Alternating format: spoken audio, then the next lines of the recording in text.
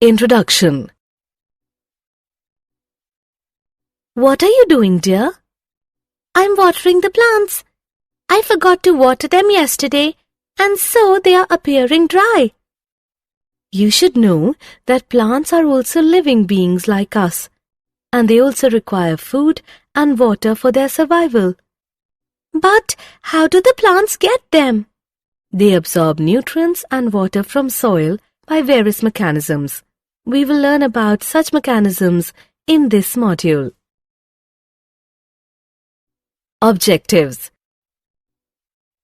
At the end of this lesson, you will be able to discuss transport of water in plants, discuss various means of transport like diffusion, facilitated diffusion, and active transport, compare different transport processes, explain plant-water relations, understand water potential, describe osmosis, plasmolysis, and imbibition process. Transport of water in plants. Introduction. All plants need to move molecules over very long distances. They also do not have a circulatory system in place. Water taken up by the roots has to reach all parts of the plant, up to the very tip of the growing stem. The photosynthetes, or food synthesized by the leaves, have also to be moved to all parts, including the root tips embedded deep inside the soil. In a flowering plant, the substances that would need to be transported are water, mineral nutrients, organic nutrients, and plant growth regulators.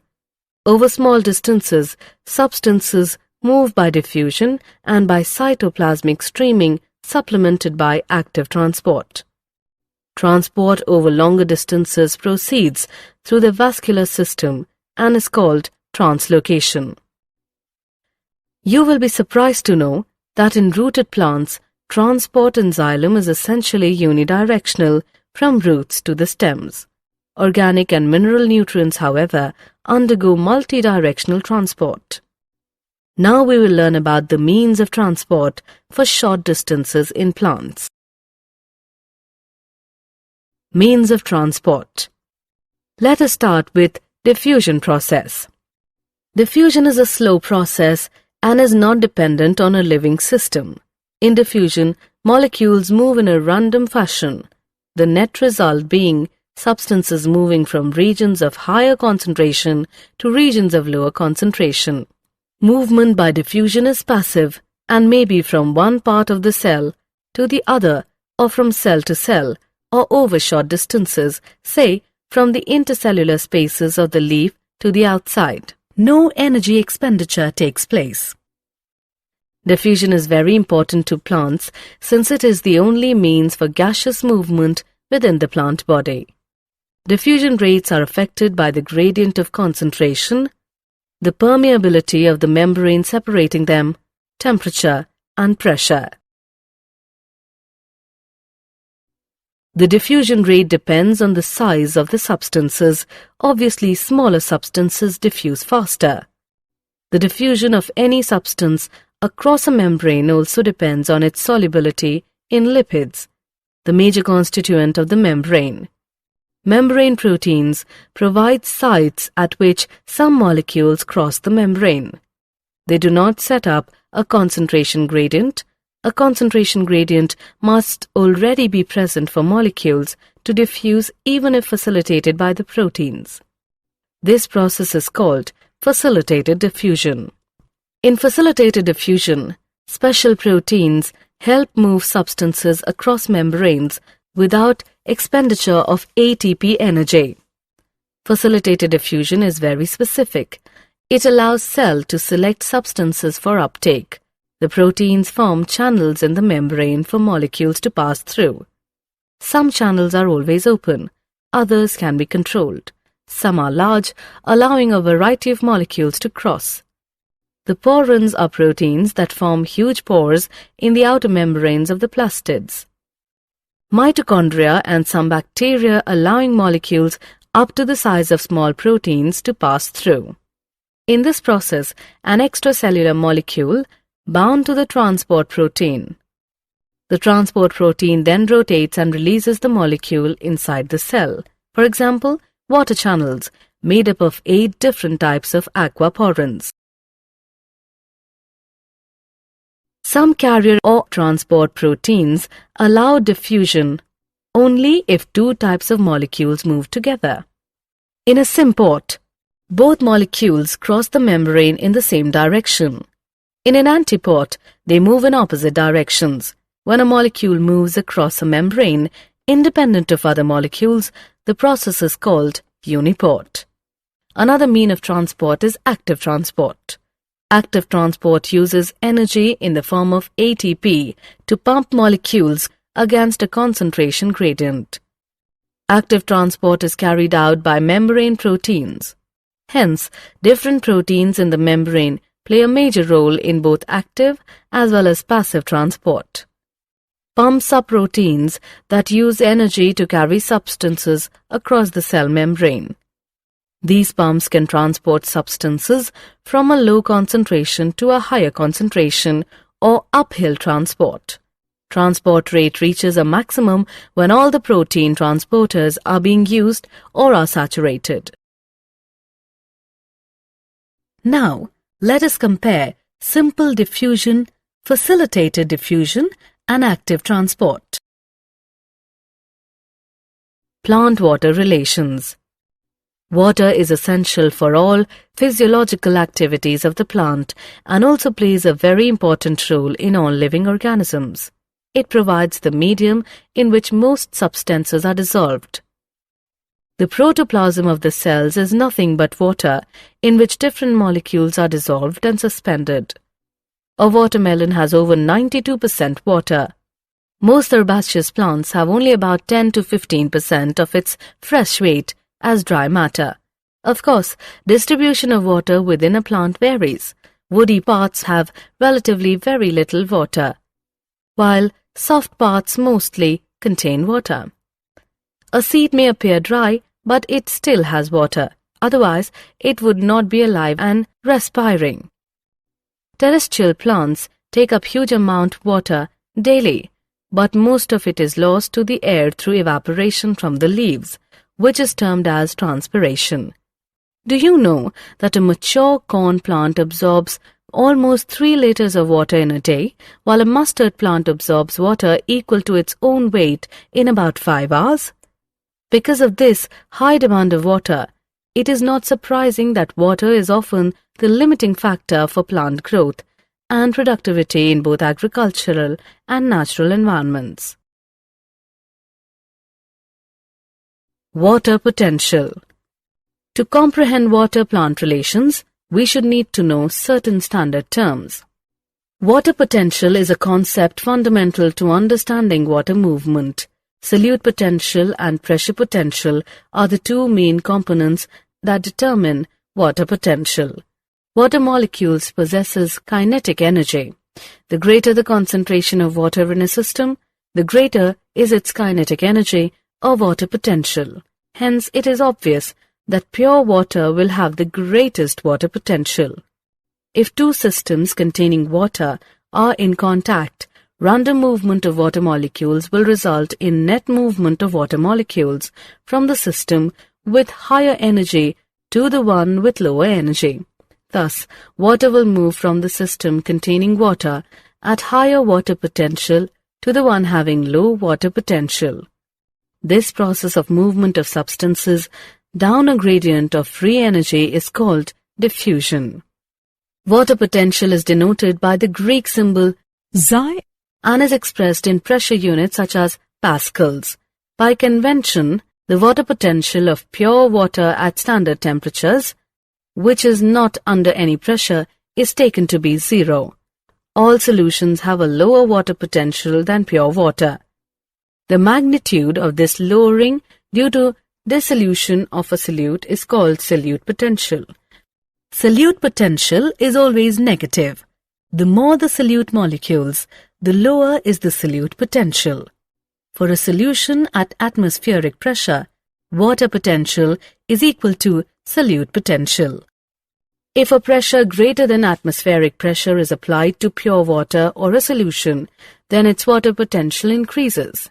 Pressure can build up in a plant system when water enters a plant cell due to diffusion, causing a pressure build-up against the cell wall. It makes the cell turgid. This increases the pressure potential. Pressure potential is usually positive, though in plants, negative potential or tension in the water column in the xylem plays a major role in water transport up a stem. Pressure potential is denoted as P. Water potential of a cell is affected by both solute and pressure potential. The relationship between them is as follows. Osmosis. The plant cell is surrounded by a cell membrane and a cell wall. The cell wall is freely permeable to water and substances in solution, hence there is not a barrier to movement.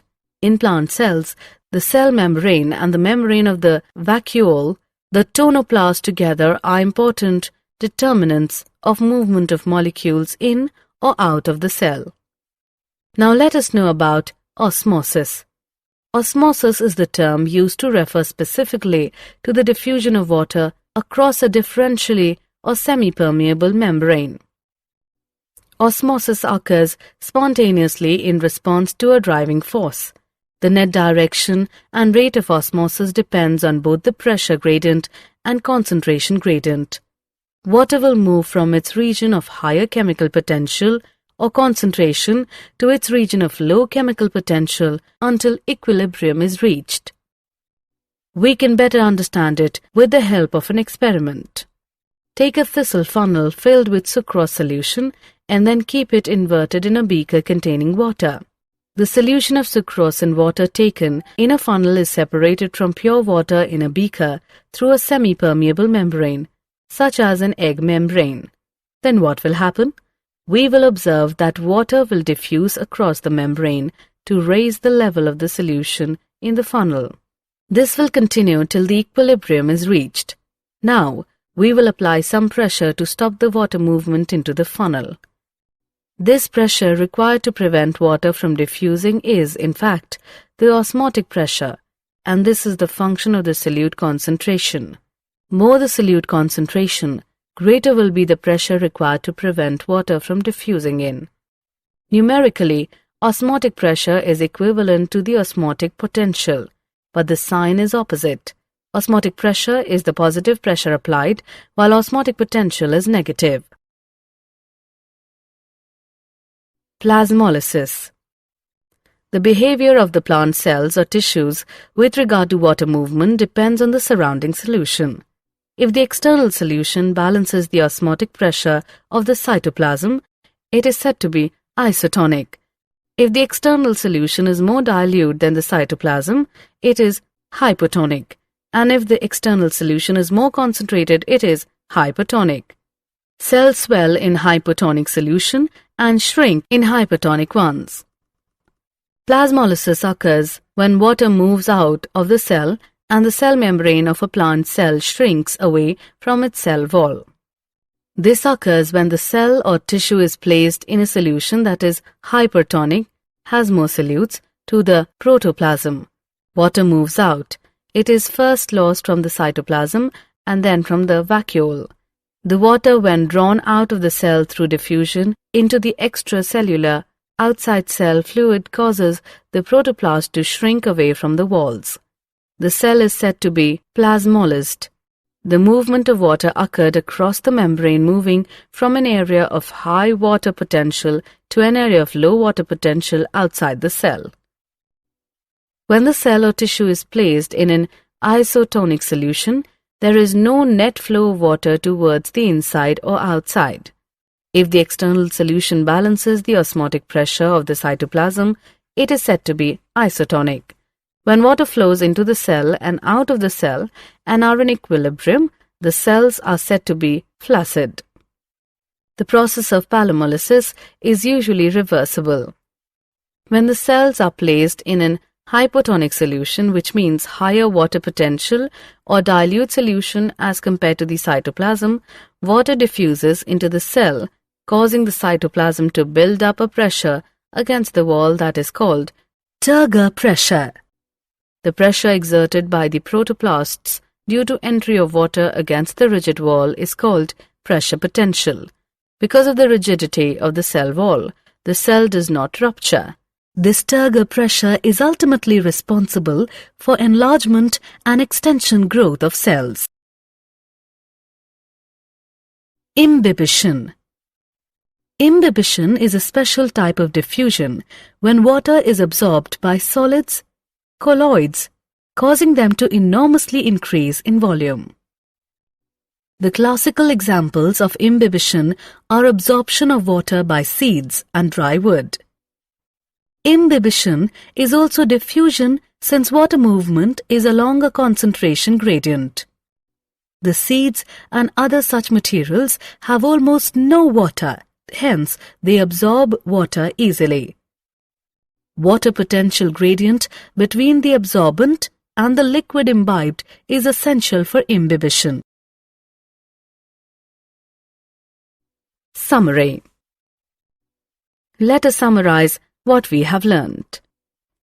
Over small distances, substances move by diffusion and by cytoplasmic streaming supplemented by active transport. Transport over longer distances proceeds through the vascular system and is called translocation. In rooted plants, transport in xylem is essentially unidirectional from roots to the stems. Organic and mineral nutrients, however, undergo multidirectional transport. In diffusion, molecules move in a random fashion, the net result being substances moving from region of higher concentration to regions of lower concentration. In facilitated diffusion, special proteins help move substances across membranes without expenditure of ATP energy.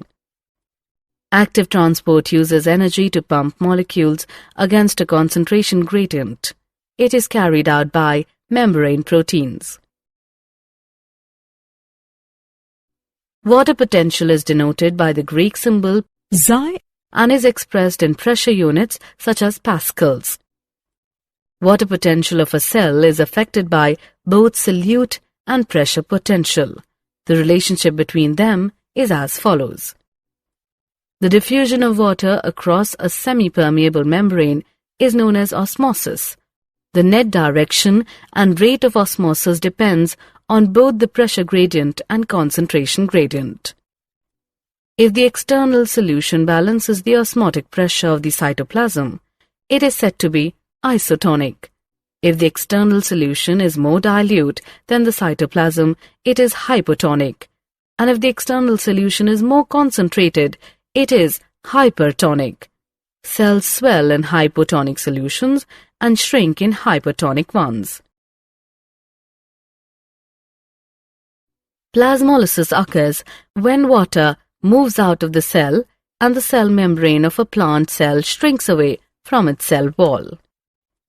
Imbibition is a special type of diffusion when water is absorbed by solids, colloids, causing them to enormously increase in volume.